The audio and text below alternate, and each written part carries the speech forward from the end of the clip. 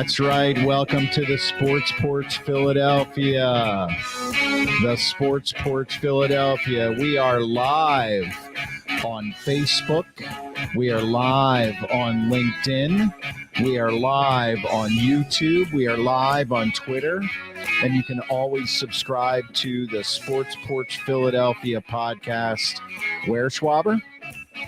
theporchislive.com. Click the Philadelphia tab and find our podcast on Apple Podcasts, Spotify, or anywhere you get your friggin' podcasts. Pulling one out of my playbook. Okay, guys. Well, listen, thank you for being here. We really appreciate it. The Sports Porch Philadelphia is back for another exciting edition of what the hell is going on in Philadelphia right now. And here's what we do. We have a live show right now.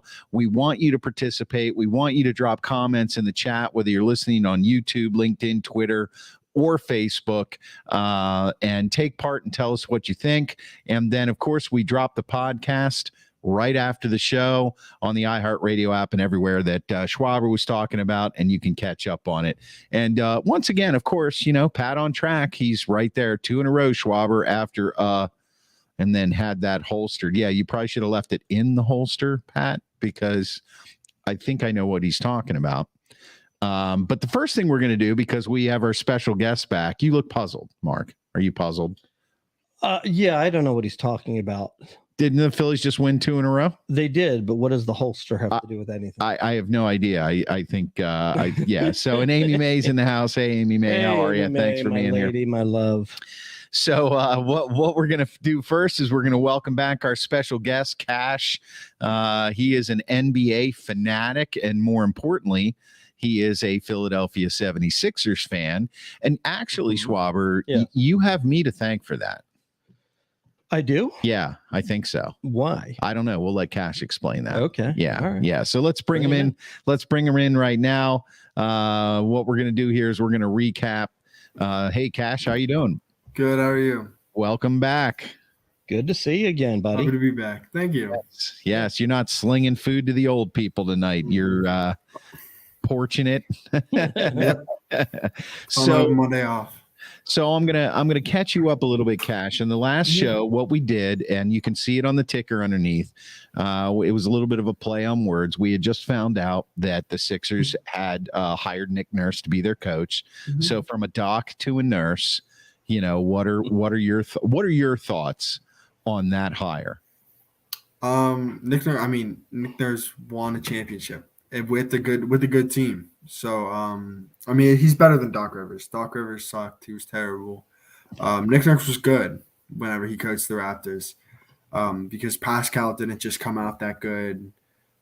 He like that. You don't just win a championship off of like just pure talent. I know Doc Rivers won a championship, but that was what, 2009, 2008. It was 2008 because 2009 was the Lakers, 2008 was the Celtics. And we saw him fail in recent years, as in he failed with the Clippers, and he failed with. Did he coach the Hawks? I can't remember if he coached that Hawks team with Al Horford and them. But Nick Nurse, like, we've seen recent success. I mean, the Raptors. Even with Scotty Barnes, like developing Scotty Barnes, he did a good job doing that. And they won a championship in 2019 with a player like Kawhi Leonard. So hopefully he can bring like some sort of energy or a nice like championship like vibe to the Sixers, so that they like get it, or they like understand, or he can like he could just help Embiid in the playoffs, because Embiid has just been absolutely terrible in the playoffs. Not fun to watch. So what we were talking about, what Mark and I had discussed before, was the fact that and step in here anytime, Mark, but what Mark's contention for Nick Nurse, the reason that he liked Nick Nurse as the hire, is that he took a team with Kawhi Leonard as really the only superstar, and on top of that, Kawhi Leonard only played like 50 games that year. True. And they won a championship. And then after Leonard left, for the next couple years, they stayed relevant throughout the playoffs, even though he didn't have that perennial superstar in the lineup. So the thought process is that with Embiid and maybe Harden, But he knows how to fit puzzle pieces together, and that's what really the Sixers, they were missing after the Harden and Embiid. It was kind of like, who is going to fit into that rotation that's gonna complement them to the point where you didn't have to hope that Embiid scored 35 or 40 every night, or you didn't have to hope that Harden would pull out the younger Harden and nail 35 or 40 if Embiid wasn't playing up the shape. So why don't you guys talk a little bit about that and how you feel? Go ahead, Schwaber. Well, I'm excited about the coaching change because, number one, I think that Nick Nurse he's a tactician. Yeah. It looks like somebody's giving a little bit of slight to our man Cash here. Raptors didn't have talent. Well, no, but here, to me. But here's what we're talking about here. No, I think. I don't know what Pat's thinking, but you never know what Pat's thinking. But here's the deal, though. Like, when you talk about there are good players in the NBA and then there's superstars, right? So, whether you like it or not, Harden is a superstar or kind of at the tail end, and Embiid is a superstar. On Nick Nurse's team, there's only one superstar, that was Kawhi Leonard. Now, yeah, did Nick Nurse make Pascal Siakam really good? Yeah. Did he make Fred VanVleet really good? Yeah. So it's good. He can develop people, but he only had that one superstar. It's just like when Doc Rivers won, he had three superstars. Mm-hmm. He had Ray Allen, Paul Pierce, and Kevin Garnett. And Rajon Rondo. He wasn't a superstar, but he was good. Yeah, he was good. So the way I sort of look at it is, number one, I think the chances that Harden's not going to be here, I feel like it's pretty high. Mm-hmm.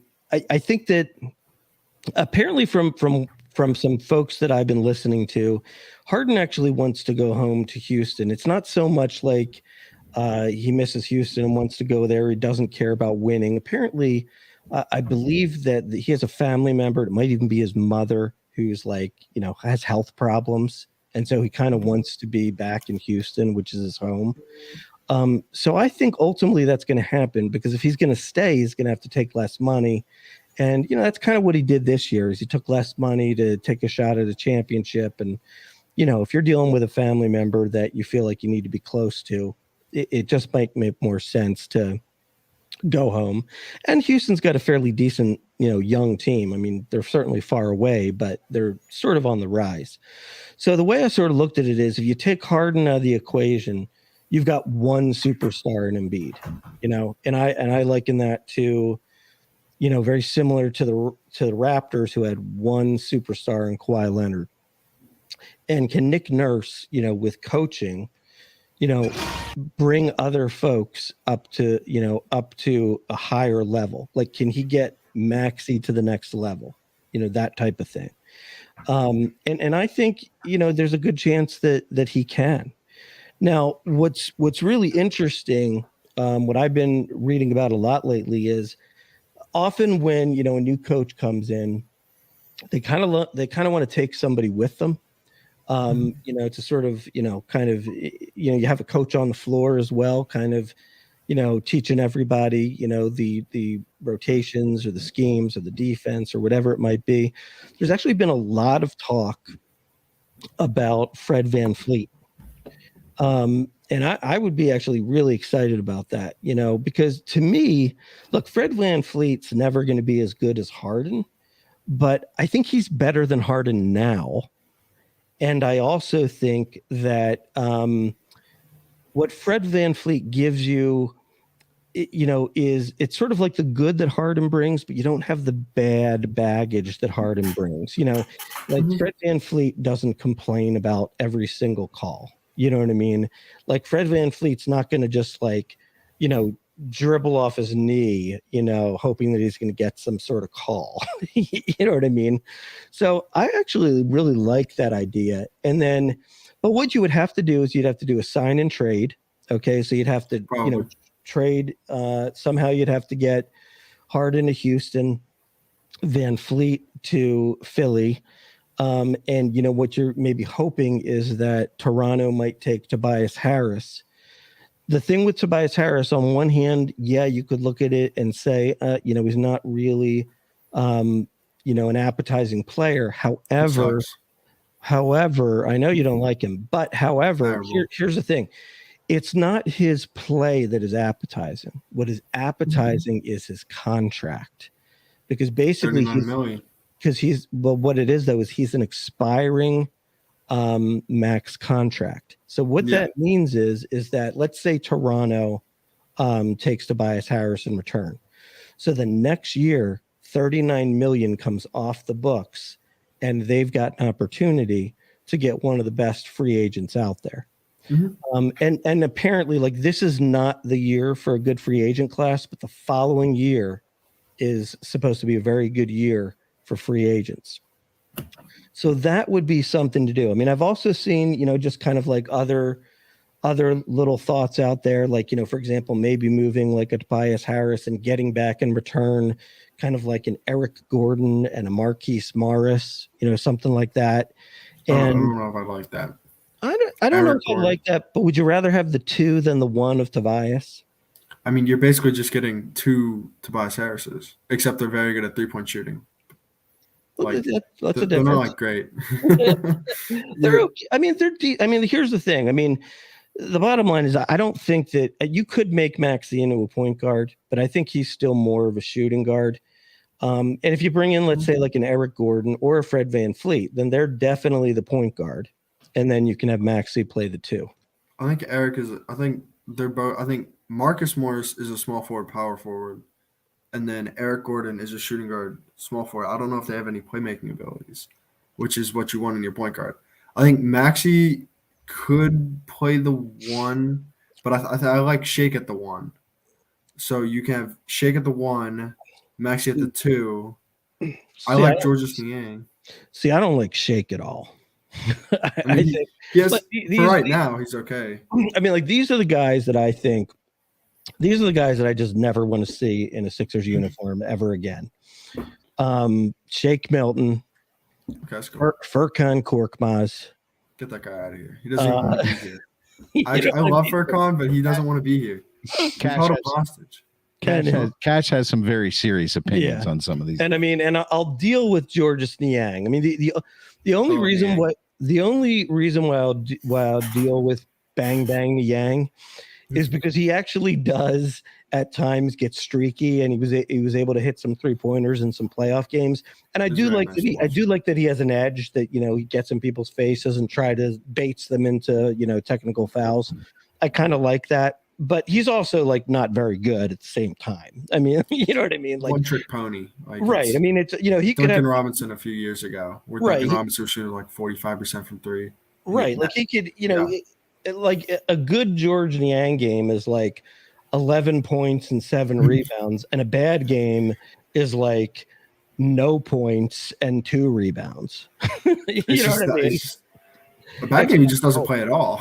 Right. It's just hot or cold. So I'm just sick of those guys. You know what I mean? Like, I just want, I think we need a tweak in the starting lineup. So I'd like to see like a Fred VanVleet in there. I would want Fred. Freddie? Yeah. And then I think you need something different off the bench. I don't mind, like, I actually really feel like Daniel House was kind of underutilized this year. Yeah, I thought they brought him in, and I'm like, oh, that's a good piece because Harden knows him, PJ knows him. Like, that's a good 3-and-D guy, and they just didn't play him and then they did towards the end. Then they just didn't play him in the playoffs. Right. I mean, I don't know. I sort of think like maybe Nick Nurse can get something out of a guy like that. Nurse is known for playing smaller rotations, but playing their star player like 40 minutes a game. So I mean, could this affect Embiid? Like, if he plays 40 minutes a night for even just 60 games a season, is he alive? Is he going to be safe? Or is his knees okay? Right. Well, see, that's the thing. And you know what? Initially, I wasn't really thinking this way. But the more Chris brought it up, I actually think that Nick Nurse is going to employ the same strategy that he did with Kawhi Leonard. I really do. In his press conference, they asked him about that, and they said, you got away with like Kawhi Leonard playing 55 games or something like that. How important is load management to you? And he's like, it's very important. You gotta have, your big guys, ready for the playoffs, and sometimes it's bad luck and they get hurt in the playoffs. Nothing you can do about that. But the longer you can keep them healthy, the better. Right. So I think that's going to be part of the strategy. But I'd like to see the lineup tinkered with a little bit. Like PJ Tucker, he's great in the playoffs for his defense, but I'd like to see him be like a bench piece. Mm-hmm. I don't know why he was starting. Yeah, so he's a great 3-point shooter, but he wasn't like the corner 3-point shooter he was a couple years ago in 2018, right. And he wasn't like. He's a great defender, but you're going up against like a Jason Tatum and stuff like that, and hopefully he could cover Jason Tatum. I don't remember if he did very well or not, but the Celtics are big, and Jason Tatum is a small power forward. So when you need size like that, I don't know. Okay, so let me wrap up the Sixers part of this. Yep. By just throwing this out there and getting your opinion on it, and it's pretty simple. Mm-hmm. Really, it doesn't seem to me like nothing substantial can happen until and unless Harden makes a decision. Because if Harden decides to come back, then you've got a lot of money committed to him. Right. Okay. And obviously, right. And maybe you can. We had talked about that. So, but obviously, if you don't trade him, if he picks up his option to come back, that means A, he wants the money, B, he wants to stay. So now he is not penciled in, he is in ink as the starting point guard. So then you've got to kind of move things around from there. Right. Well, so until he makes his decision, it's kind of like what direction are we going to go? We'll find out when he decides. Right, guys? Right. And a lot of it kind of comes down to what's he willing to accept, because there's a lot of talk around league circles that, nobody wants to give him a 4-year, $200 million contract.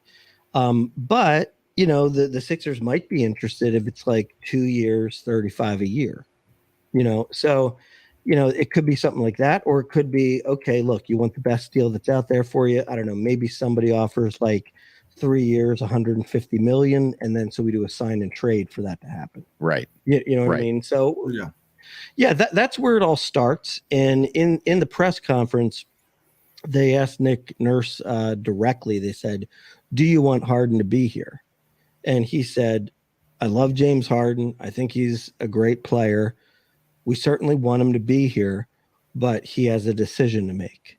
Right. And so I think what that means is they've told him how much they're willing to pay him, and he's got to make a decision on that. And that's why I sort of think that Nick Nurse is thinking in the back of his head, and I think Daryl Morey probably is too, that he probably doesn't want to come back for the amount of money they're willing to offer. And that's why they're already starting to formulate ideas about getting Fred VanVleet here. And also Fred VanVleet did an interview where he kind of made a slip a little bit, and he kind of was just talking about Nick Nurse, and he was saying how great of a coach he is. He's like, he's just a guy that I always want to be with, but I might not be there. I might be in Toronto. Right. So so he doesn't know. Right. And Pat says, talking about Harden, Pat says if he stays, he needs to rebrand, shave head, shave beard, be like that guy in The Fish That Saved Pittsburgh. I will tell you what, I believe it or not, Pat once in a blue moon, finds a rose. And, I have to completely agree here. Like, I know that the beard is his image, and I'm sure he makes a ton of money off of the shirts and everything and all that kind of stuff. Alcohol too. But to be honest, like, I think at this point in time, like it's now time to just shock everybody and go beardless. Yeah. Right. You can do it. It's just too much. I would love to see it, because let's be honest. I mean, look, sometimes he was beardless in OKC whenever he was with the Thunder. Yeah, I mean, sometimes I'm scruffy too, but like, like when you get that long, it's just gross, man. You know what I mean? Yeah. There's food falling over that beard, it's disgusting. Just stop it already. And Pat says also Danny Ainge and Kevin McHale invented complaining about every call, which you had seen the early 80s ball, Cash. I know Danny Ainge then. Yeah, Hey, definitely. Definitely. Hey, and Ro says hello, Cash. Ro is on. Okay, so let's move on to the next part of this, and obviously, there will be once the finals are over, then you start to get, you get a lot of that movement. So the NBA finals right now, all knotted at one game apiece, Miami and Denver. Let's start with you, Cash. Who wins this series? Nuggets in 6, I think. I don't know. I like the Miami Heat.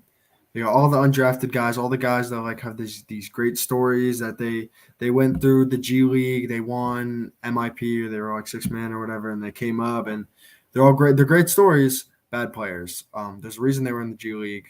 Might be great now, but I mean, you saw the first game. I mean, Max Strus went 0 for 10, Gabe Vincent went like 0 for 7. Maybe he made a shot. That was a disgusting first game. It was a very ugly first game. I love Cat seems to use the word disgusting on a regular basis. It's because it's an easy word to describe a lot of things, like Tobias Harris. And then the Heat. I watched game 2 as well. I was at work though, so I watched like the second half of game 2. And I mean, they were making shots. It's just, can they keep this up? Like, Denver's not a team to like play with. Like, Denver isn't the Celtics. The Celtics are a great team who had bad days. The Denver Nuggets, like, they had a good day. They missed some shots here and there. Even then, they kind of had a bad shooting day game 1, but they were still super confident and super happy. Like, the Celtics kind of like got down a little bit. I mean, Jaylen Brown couldn't really run the show. Like, whenever Jason Tatum came down, but the Nuggets are just always confident, and Jokic keeps them above all the above, like, you saw at the end of the game, Jamal Murray missed a shot. Jokic wasn't upset. He just smiled and walked off the court. Shook hands and he did everything normal. And then he walked off the court. He wasn't upset. Nobody was upset that he missed the game-winning shot, or that Jamal Murray took, in my opinion, a very bad shot against a very good defensive player. But I mean, nobody was up. Like, Denver isn't worried. They're not one to get stressed out. They're not one to, like, if Heat want to win this series at all, they need a miracle. Like, Jimmy Butler needs to score 45. I'm gonna go the other way, Cash. I'm gonna say that the Heat are gonna take this in 6, and the reason for that is several things. First of all, in the first 2 games, really Jimmy Butler hasn't played that well. He hit a big bucket sort of late in the fourth quarter last night, but he hasn't played his best ball at all. And here we are tied 1 apiece. I think you can definitely say that the Miami Heat has the coaching advantage. There's no doubt there with Spoelstra. I mean, he's a master at winning with a million different combinations. And the other thing is, like, I think what we do is, it's just me, but I think we overhype the Nuggets. Remember, the Nuggets had the 4th best record in basketball. The Sixers had a better record than them, okay? And the Nuggets are the team that is actually benefiting the most from what we were hoping the Sixers were going to benefit from. They've had the easiest road to the finals, like, in NBA history. I think this is their 3rd play-in team that they're playing. So there's only one team that they beat that was actually in the playoffs when the playoffs started. Mm-hmm. So they're playing their 3rd play-in team, which means to me, like, I don't know that they're that battle tested. I mean, maybe it seemed that way because they beat the Lakers, because the Lakers have LeBron and, Anthony Davis, but the Lakers were horrible this year. The Lakers were basically a 500 team who, got hot as the playoffs started after they played their way in. So, I like, the way I see this, coming down is, I think that Miami is going to be ready for Denver. I think they're going to take the next 2 at home. I think Denver's going to hold serve in Denver, and the Heat are going to come back home and win one that comes down to the wire in game 6. So we'll see. I could be completely wrong. But that's what I'm thinking. I believe more in Jimmy Butler than I believe in Jokic and Jamal Murray. I will say this. I mean, I do love Jamal Murray. I mean, even though he missed the last shot, I mean, he had like 2 3-pointers within like 10 seconds to like get it from like 9-3 with like, 30 seconds left. He's pretty awesome. But, Jokic, I don't know, man. Something about him. I just feel like he is a stats monger. He's just a stats monger. That's a new phrase. Like, I just don't feel like he like the bottom line is this, like in yesterday's game that they lost, Jokic had 41 points. And 14 rebounds. You would have no idea if you watched the game that he had 41 points. Like, I have no idea sometimes how he's doing dominant. What he's doing. But he doesn't, I don't know. It's like, it seems like he doesn't do much. Like, and everybody was really complaining that, for the Nuggets to win, Jokic has to, have double-digit assists. And like most of the game, he had like 3-4 assists. I think he finished with 4. Yeah, so he wasn't really moving the ball. Like, like there are times when players can put up these great stats, but they actually more contributed to their team losing. And believe it or not, I'd say even at 41 points, 14 rebounds, and 4 assists, I think he contributed to his team losing last night. Now that's a new way of looking at things. When a guy scores 41 points and you're saying he contributed to them losing. Yeah. It's the truth. I don't know. He was what he did in game 1, which led to a dominating performance. I don't remember exactly what it was, but it was something like, 35, 18 rebounds and 14, 15 assists. Like that's what he needs to do for their team to win. So Cash has you think it's going to be Miami or Denver in 6. Yeah, I think the Nuggets are too good. Schwaber thinks it's going to be Miami in 6. So do we have a bet here? It's just some sort of payoff. It's just hard to pick against the Nuggets. They're too good. Deep rotation. The Heat other than Bam, who's guarding Jokic, Cody Zeller, Kevin Love, those guys are gonna try and body up against the almost 7'3", almost 280 something, 6'11", 280-pound guy from Serbia who has the most beautiful touch in the league. Has a great post move and is the smartest basketball player ever. He's fat. He's actually really strong. He's got man boobs. But he's the kind of fat where he's actually athletic. Like Denver's 4,000 feet in the air. Like me. I'm the kind of fat that's kind of actually athletic, right? Right? Real? Are you sure you want to be messing with your father this way? Are you sure? Yeah. Okay, so if the Heat win, then Cash has to shave that beard he's got going. Are you down with that? They're not going to win. Are you down with that? Can you put your beard on the line for that? Not entirely. Come on, if the Heat win, sure. Yes, there you go. You got to commit. Come on, this is big boy. This is big boy radio here. You got to commit. Cash shaves the beard. It'll grow back, we think, right? Yeah, no. Okay. I'm pretty sure. And what does Schwaber have to do if I'll shave my head. If the he's already bald. That was too easy.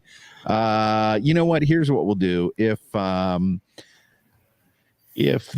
Heat win, I'll give Chase $2. You mean you'll give Cash? Call me Chase. You called him Chase. Well, I meant I give Chase Utley $2, and I'll give Cash $5. There you go. Okay. What's $5 for the beard? That's like nothing. No. You won't have to shave your beard. $25. If the Heat win, you have to shave your beard. If the Nuggets, I know. If the Heat win, you have to shave your beard. If the Nuggets win, Mark has to give you $5. No, it's like $20. It's not fair. It's not fair. Oh, he wants 20. It's, you know what? These kids, man, they're so demanding. How about if the Nuggets win, I'll clip my toenails. Yep. What? You should be doing that anyways. I am, but I need to do it again. Yeah. Maybe if the Nuggets win, maybe if the Heat win, wait, Cash. We'll get together with Cash and we'll go out to eat and I'll pay for Cash. There you We'll go. figure How this about out, that? There you go. Yeah, All Cash right. has pretty expensive taste, though. Just want you to know that. Well, of course. So look at his name. Yeah, and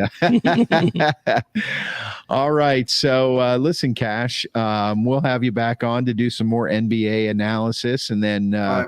when there's Sixers news, as your work schedule allows. But as always, it's great to have you on here, son. Really appreciate your insight. And make sure you force all your friends to listen to the Sports Porch Philadelphia. Okay. I'll and thank them.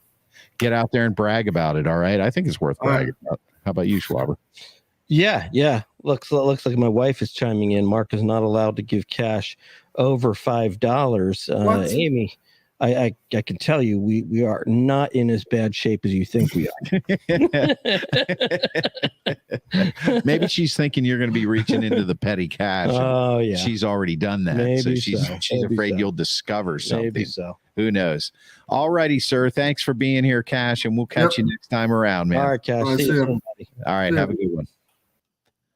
All right, there you go. Okay, moving on. First of all, thanks for listening to the Sports Porch Philadelphia. And of course, thanks for watching us on social media, and drop a comment. We're going to move on to the next part of our show. And really, as far as I can tell, it's baseball season, right? It's baseball season. It's baseball season. So I want to remind everybody here that you can catch the Phillies report before every series on the Sports Porch Philadelphia podcast. So tell us a little bit about what you're doing with that. Schwaber. Yeah. So what we're doing is, full disclosure. I started out thinking maybe I was going to do the rest of the 162. No. And basically, I can't handle the emotional distress of that, especially with the way the Phillies have been playing lately. Like, I can't get online and talk about, Zach Wheeler giving up 7 runs to the Washington Nationals. I mean, that's going to, I'm going to get a heart attack or something. So basically I decided what I'm going to do is I'm going to preview every series, and that'll also be a wrap up of the series before. So we just put one out yesterday. Yeah. Certainly you can find that on theporcheslive.com. Click on the Philadelphia tab, and you can also catch it on any of your podcast platforms, the Sports Porch Philadelphia. Yeah, absolutely. And I think, honestly, Schwaber, I mean, we all know I do another show for the Pirates, and I do every single game for the Pirates. And you also, I have more emotion than you. Yeah. You're, when it comes to the comes to the Phillies. I mean, you've already doing the Pirates broadcast. I mean, you're already resigned to, it's going to be a terrible season. So anything in the 500 range is just like gravy. Yeah, it is true. Right. So yeah. For us, it's, it's World Series win or bust. Yeah, I know. So, when you're sitting there like 5 games under 500 and you're in that World Series or bust mode, it's a little brutal. Yeah, and speaking of which, the Phillies are 5 games under 500 at 27-32.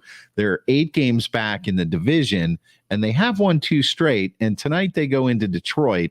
It's a 6:40 p.m. start, which is in just a few moments. And tonight's starters for Detroit is Joey Wentz, who this is it. This is like when we have our NFL talk and I talk about trap games. Yeah. Okay. Joey Wentz, 1-5 with a 7.28 ERA and a 1.68 WHIP, 47 innings pitched, has given up 62 hits. He has struck out 40, which is not too bad, and he's only given up 17 walks, but 9 home runs. Okay, so on the bump for the Phillies, Aaron Nola, 4-4 with a 4.70 ERA and a 1.13 WHIP, 74 innings pitched, 66 hits, 65 strikeouts, which is pathetic. Yeah, because look, I mean, here's the bottom line. A couple of years ago, Aaron Nola finished 3rd in the Cy Young voting. Right. So he's really Zach Wheeler is their number 1 pitcher, but he's Nola's been the number 1 pitcher for last so many years. And he pitched really well down the stretch last year. It was part of the reason why we got to the World Series. But, The bottom line is, Nola is such a conundrum because, what he does is he pitches well, like usually the whole game, but he has one bad inning where he gives up a home run or maybe two. Yeah. And it's really freaking frustrating. He needs to string through, some good starts. And, I was listening to Larry Anderson, who's a Phillies broadcaster. And by the way, when I was 17 years old at Philadelphia Veterans Stadium, I once caught a foul ball that was pitched by Larry Anderson and swung on by John Russell, who at one point I believe was the Pirates manager. He was. Yeah, he was. And I still have that in my room.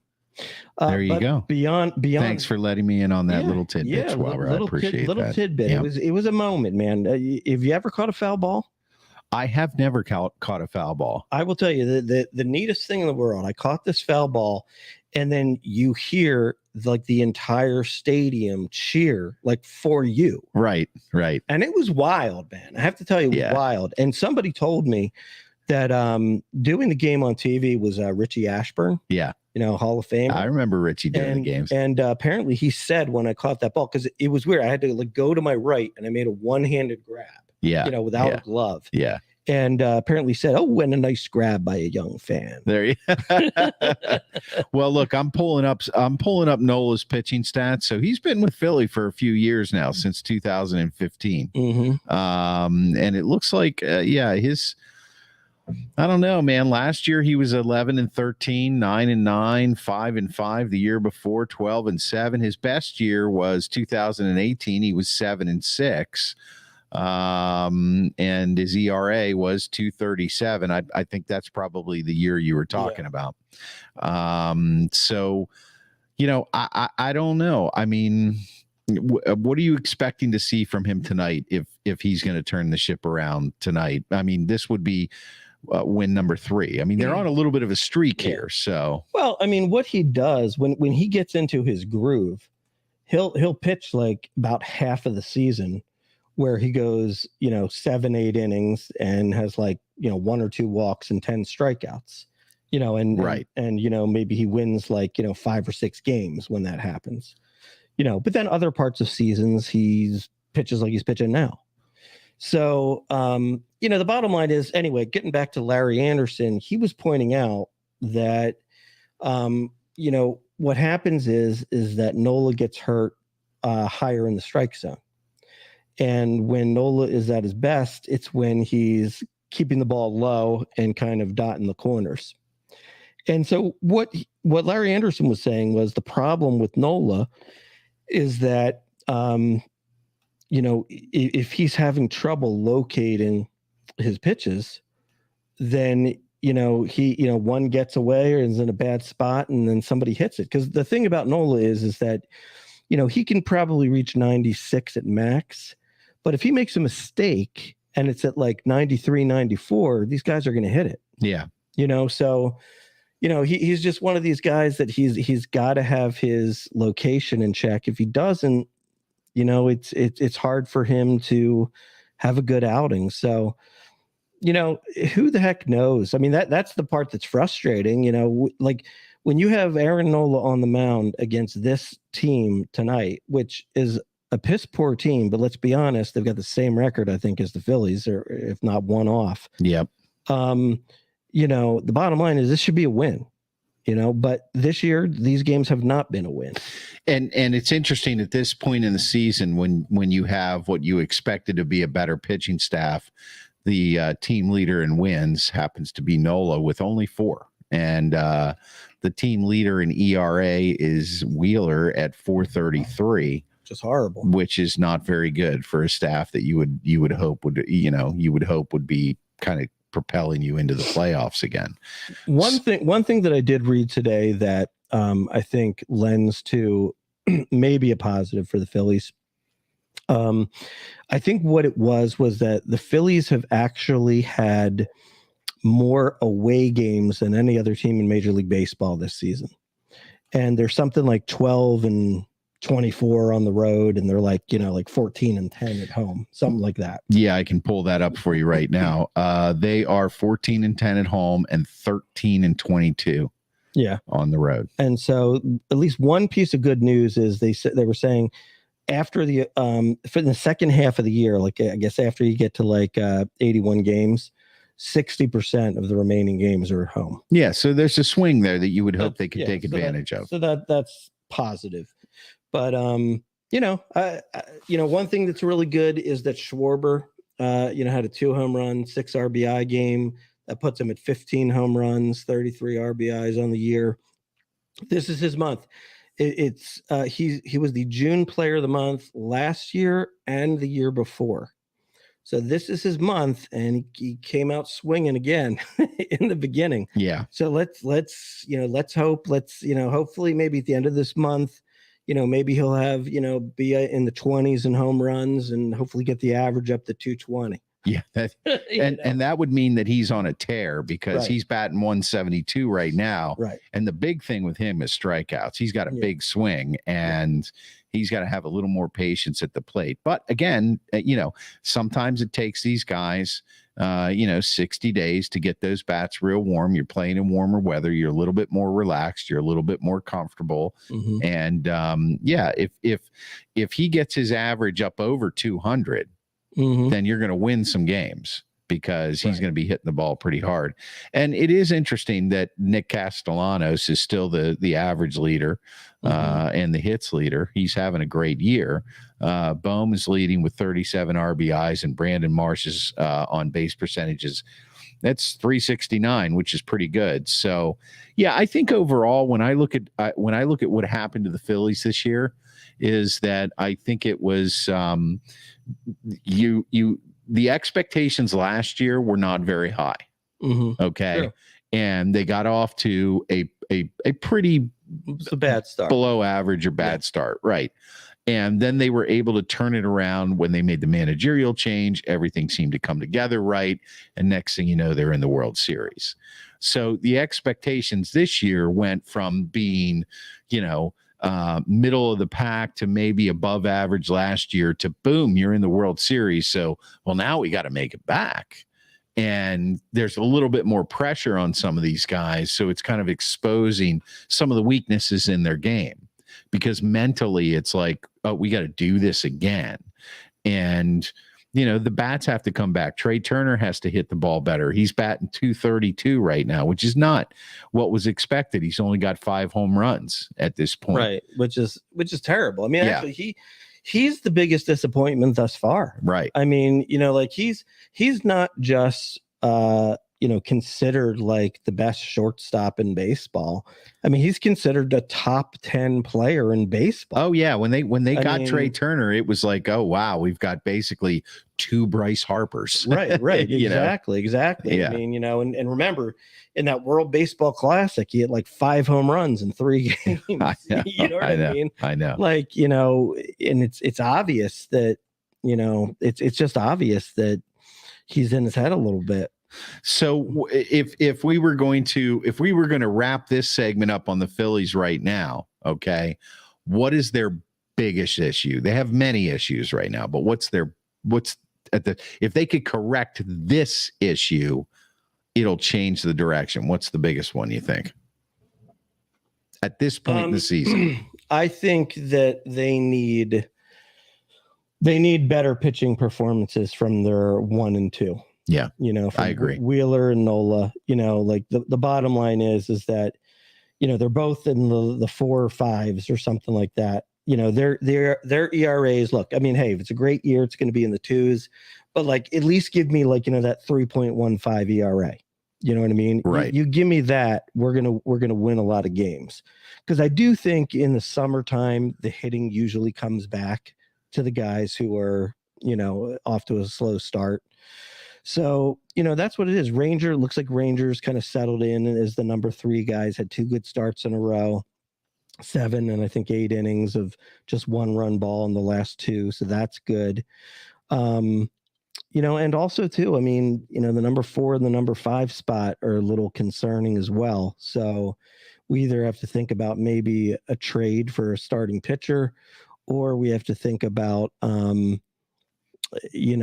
possibly, bringing up one of the kids. I mean, we've got that Painter guy who's like the big prospect, but he's probably not going to be ready till after the All-Star break. But we also got two really good guys. I mean, also number one picks. Well, at least one of them is. Mick Abel was a number one pick, and he's pitched very well in the minors. And Griff McGarry, I believe his name is he's highly sought after. Every time somebody wants to trade, they want him.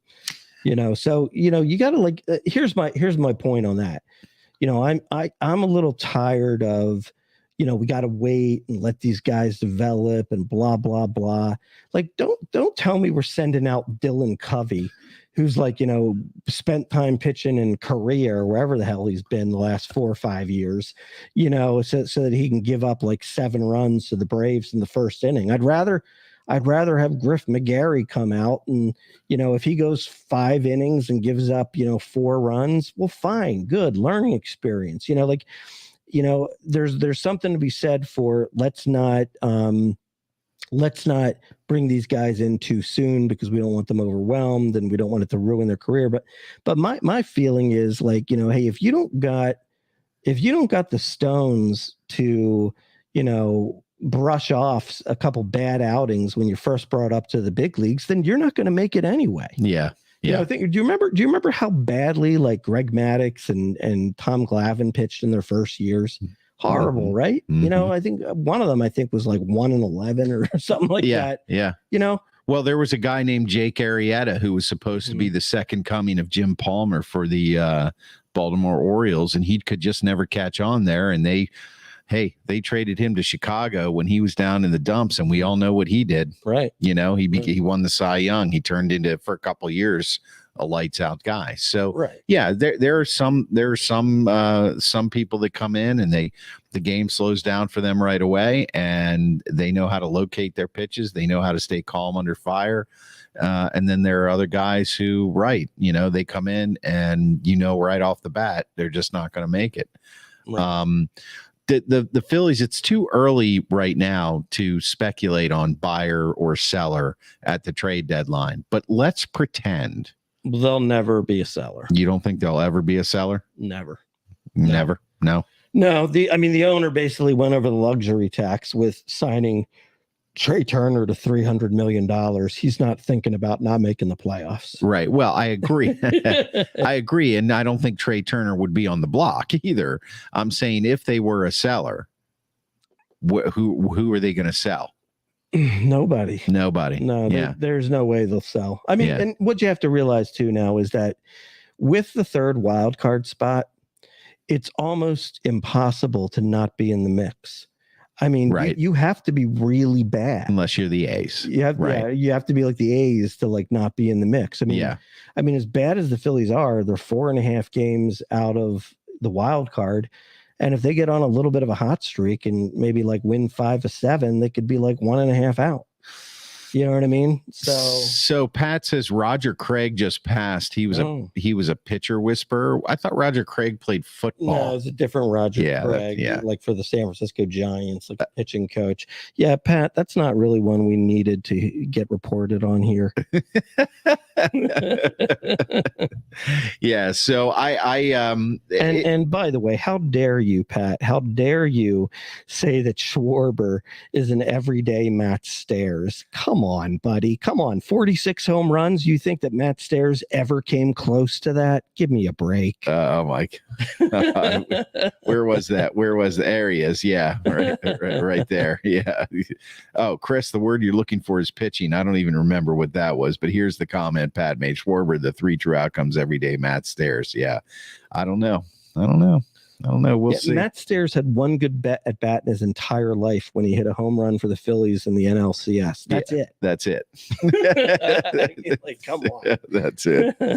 That's it. So yeah, it's frustrating, and I know you don't like to do the you can't talk about them losing games, which I think is hilarious. But listen, guys, I want to remind everybody that yes, you can catch the Phillies report before every series on the Sports Porch Philadelphia podcast, which you can find on the iHeartRadio app, Apple Podcasts, or anywhere you get your podcasts. And obviously on the porcheslive.com, you click the Philadelphia tab and you can catch up with the latest episode of the podcast.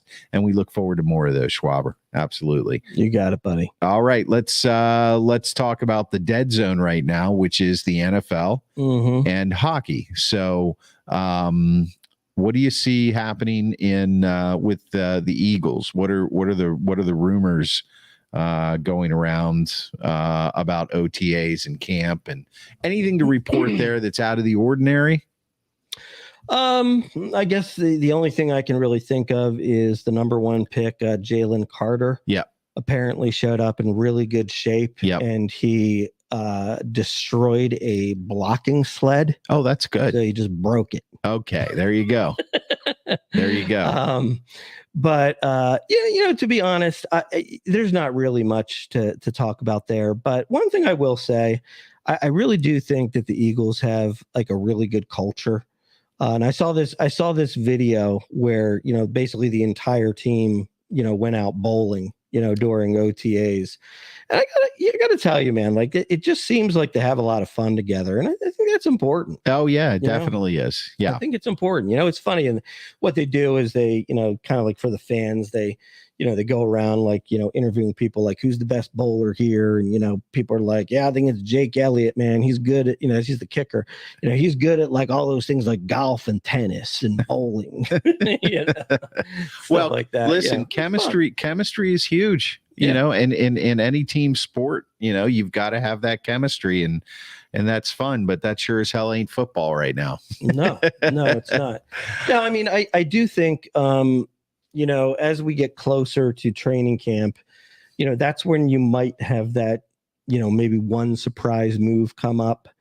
But I'm not really anticipating anything really. I mean, the only thing that would make me really happy if there's like one last little thing that I'd be excited about would be maybe if the Eagles could find a way to get Budda Baker, the safety from Arizona. Yeah. But outside of that, I mean, I don't know what else is out there. There's a little bit of talk that the Raiders might have interest in trading Hunter Renfrow. That might be like an upgrade at the slot position. Maybe. Yeah. Well, he's pretty good. He made a Pro Bowl. Yeah, he did. He did. But I mean, he's not phenomenal, but he's better than Quez Watkins. Well, yeah. But we talked about this before. I mean, the Eagles, they have the weapons they need. Yeah. And I think with drafting Carter, I actually think there's a real possibility that he could end up being one of the steals of the draft, just because he fell a few spots because of the off the field issues, and then coming in and not being in the greatest shape, which, one would expect. You have a traumatic situation like that, you're not necessarily going to be on your A game. And if he's breaking blocking machines and blocking sleds, and, he's going to come in a little angry. I think their defense is going to be just fine. Like I've said all along, I think that everybody agrees. I know this. They're the team to beat in the NFC, but every year they say the team to beat is this, and then that team doesn't do anything. I think that's going to be different this year. I think the Eagles are going to have to, barring any injuries, the Eagles are going to have to beat themselves if they're not legitimately in contention for a Super Bowl.